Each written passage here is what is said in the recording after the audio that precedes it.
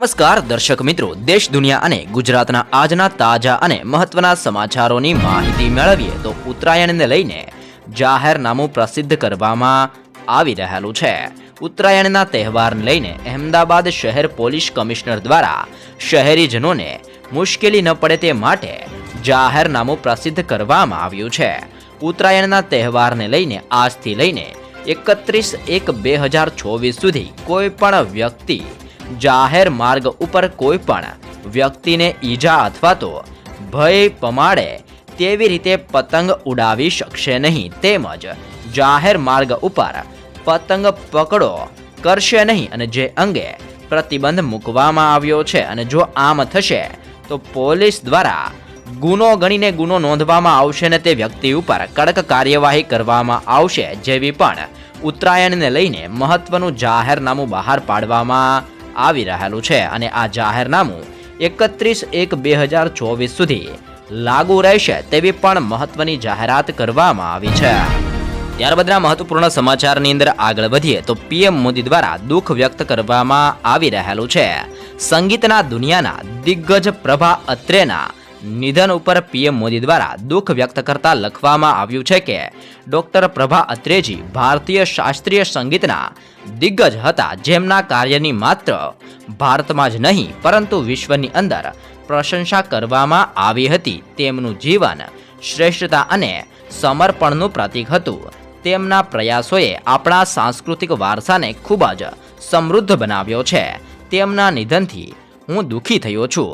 તેમના પરિવારો અને પ્રશંસકો પ્રત્યે સંવેદના વ્યક્ત કરું છું. અને ઓમ શાંતિ દ્વારા પણ પીએમ મોદી દ્વારા હાલ દુઃખ વ્યક્ત કરવામાં આવી રહેલું છે. લોકસભા ચૂંટણી પહેલા ઘટી શકે છે પેટ્રોલ ડીઝલના ભાવ. સાઉદી અરેબિયાએ ફેબ્રુઆરી માટે નિકાસ ગ્રેડ ક્રૂડ ઓઇલની કિંમતમાં હાલ ઘટાડો કરીને 27 મહિનાની નીચી સપાટીએ કરી દીધી છે. સાઉદીએ બેરલ દીઠ કિંમતની અંદર $2નો ઘટાડો કરવાનો નિર્ણય લીધો છે અને હાલમાં બ્રેડ ક્રૂડ ઓઇલ $77.13 પ્રતિ બેરલ ઉપર ટ્રેડ કરી રહ્યું છે.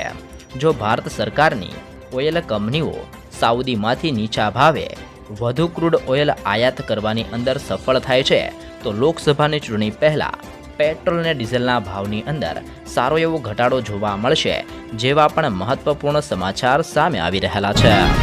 ત્યારબાદના મહત્વના સમાચારની અંદર આગળ વધીએ તો 22 તારીખે હીરા બજાર રહેશે બંધ. 22મી જાન્યુઆરીએ અયોધ્યાની અંદર ભવ્ય રામ મંદિર મહોત્સવ ઉજવાઈ રહેલો છે. અયોધ્યાની અંદર 500 વર્ષ બાદ ભગવાન રામ પોતાની જન્મભૂમિ ઉપર પરત ફરી રહ્યા છે. પ્રાણ પ્રતિષ્ઠાના આ મહોત્સવને સમર્થન આપવા સુરતનું હીરા બજાર પણ આગળ આવ્યું છે. આગામી 22મી જાન્યુઆરીએ સુરતની અંદર હીરા બજારે સંપૂર્ણપણે બંધ પાળવાની જાહેરાત કરી છે. રામ મંદિર પ્રાણ પ્રતિષ્ઠા મહોત્સવના દિવસે સુરતની અંદર હીરા બજારનું કામકાજ સંપૂર્ણપણે બંધ રહેશે, જેવી પણ મહત્વપૂર્ણ જાહેરાત 22મી જાન્યુઆરી અયોધ્યાની અંદર ભવ્ય રામ મંદિર મહોત્સવને લઈને કરવામાં આવી રહેલી છે. ગુજરાતનું ગ્રીન હાઇડ્રોજન મિશન. ગુજરાતના મુખ્યમંત્રી ભૂપેન્દ્ર પટેલ દ્વારા જણાવવામાં આવ્યું હતું કે ગુજરાતની અંદર થયેલા કુલ એમઓયુમાંથી 50% એમઓયુ ગ્રીન એનર્જી માટે જ થયા છે, જેમાં ગુજરાતની અંદર 2030 સુધીમાં 30 લાખ ટન ગ્રીન હાઇડ્રોજન પેદા કરવાનું લક્ષ્યાંક નક્કી કરવામાં આવેલું છે. કેન્દ્ર સરકારનું 50 લાખ ટન ગ્રીન હાઇડ્રોજન પેદા કરવાનું ટાર્ગેટ છે, જેમાંથી 60% ફાળો એટલે કે 30 લાખ ટન ગ્રીન હાઇડ્રોજન પેદા કરીને ગુજરાતને મોટો ફાયદો મળશે, જેવી પણ મહત્વપૂર્ણ જાહેરાત સીએમ ભૂપેન્દ્ર પટેલ દ્વારા કરવામાં આવી છે. અને વિદેશમાંથી જે પણ એમઓયુ કરવામાં આવ્યા છે, જેમાંથી 50% એમઓયુ છે જે ગ્રીન એનર્જી માટે કરવામાં આવ્યા છે, અને ગુજરાતની અંદર આવનાર દિવસોની અંદર મોટો વિકાસ ગુજરાતનો જોવા મળશે, જેવી પણ જાહેરાત કરવામાં આવી છે. દેશની મહિલાઓ માટે પણ ખુશ ખબર સામે આવી છે, જેમાં મફત ગેસ કનેક્શનને લઈને મોટી જાહેરાત કરવામાં આવી છે. કેન્દ્ર સરકારે ઉજ્જવલા યોજના 2.0 શરૂ કરી છે. આ યોજના હેઠળ 75 લાખથી વધુ મફત એલપીજી કનેક્શન આપવામાં આવશે જેવી મહત્વપૂર્ણ જાહેરાત કેન્દ્ર સરકાર દ્વારા કરવામાં આવી છે. આગામી 3 વર્ષમાં મહિલાઓને ઉજ્જવલા યોજના હેઠળ આ એલપીજી કનેક્શન આપવામાં આવશે.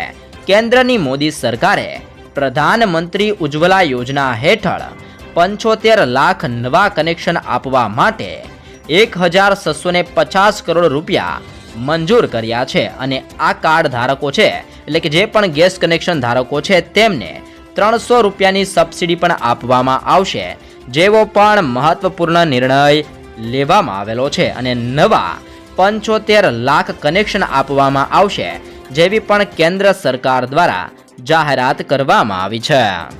તો એ સાથે જ 31 જાન્યુઆરીથી શરૂ થશે સંસદનું બજેટ સત્ર. સંસદનું બજેટ સત્ર 31 જાન્યુઆરીથી શરૂ થશે જે 9 ફેબ્રુઆરી સુધી ચાલશે. મોદી સરકારના બીજા કાર્યકાળનું આ છેલ્લું બજેટ સત્ર હશે.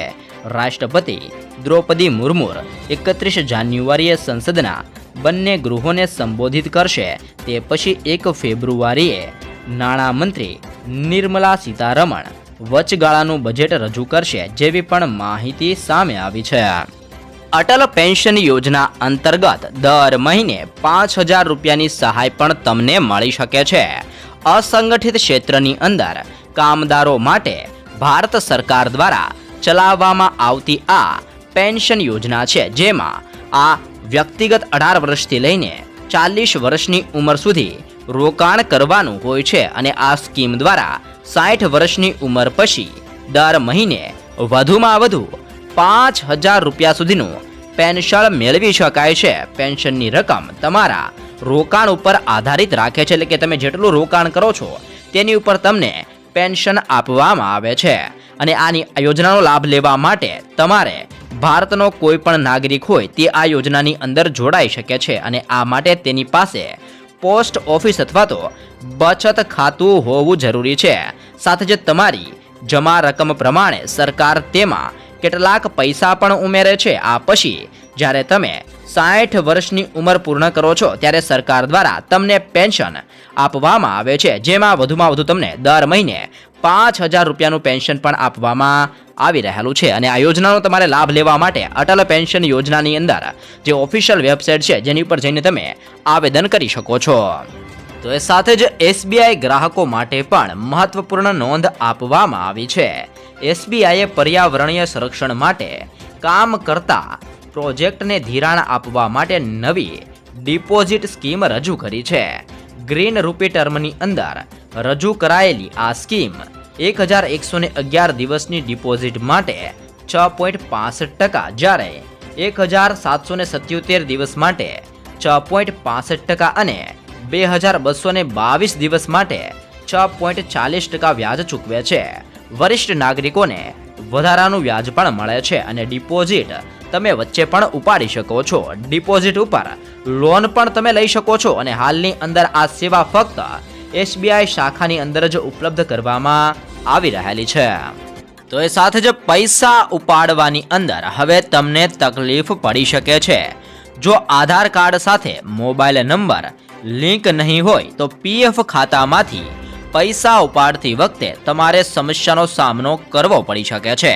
જ્યારે પીએફ ખાતામાંથી પૈસા ઉપાડવામાં આવે છે ત્યારે આધાર કાર્ડ સાથે લિંક કરેલા મોબાઈલ નંબર ઉપર ઓટીપી આવે છે જે દાખલ કર્યા બાદ જ પ્રક્રિયા પૂર્ણ થાય છે અને જો તમારા આધાર કાર્ડ સાથે મોબાઈલ નંબર લિંક નહીં હોય તો ઓટીપી મેળવી શકાશે નહીં અને તમારી પ્રક્રિયા અધૂરી રહેશે, જેથી કરીને તમે પૈસા ઉપાડી શકશો નહીં. એટલા માટે જે પણ લોકોના પીએફ ખાતા છે તેઓ પોતાના આધાર કાર્ડ સાથે પોતાનો મોબાઈલ નંબર જરૂરથી લિંક કરાવી લેજો, નહીં તો તમારે પૈસા ઉપાડવાની અંદર તકલીફ પડી શકે છે.